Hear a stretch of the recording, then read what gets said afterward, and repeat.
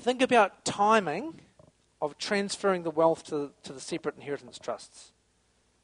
Okay, if you give $1 million to a 21-year-old, what does a 21-year-old do with $1 million? Yeehaw. And at Gilligan Row, we have seen a 21-year-old with $1 million, and it's not an attractive sight. The first thing they do is they go and buy a new WRX Subaru Impreza, because that seems to be the car of the day. And I must admit, when I was 21, I wanted one of those as well. They then take the spouse of the day to Europe, and they leave university, because at 21, if you get $1 million, you're rich. Who needs education? Okay, you say, well, I've worked hard all my life. You know, I should reward myself and my spouse here. We'll go to Europe. And when we get back, we'll drive that lovely car. And unfortunately, I think that's the mindset of a 21-year-old. If you look around this room, there are not many 21-year-olds in the room.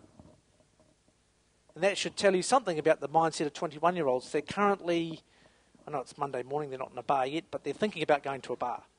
Because that's where you're at 21. If you give it to them at 25, are they much better? They might have better taste in cars. But I would suggest the average 25-year-old is still in bars having a good time. And they might buy a Merc instead of a Subaru. I reckon around 30 you start to have a bit of an awakening. At 30 you start to see your mates getting ahead, you've got spouses with dependents potentially, you've had a bit of matrimonial experience. Okay, you might have joined the GST club with one or two of my clients. The GST club's where the first spouse takes half, the second spouse takes 25%, the third one gets 12.5%. You're in the GST club.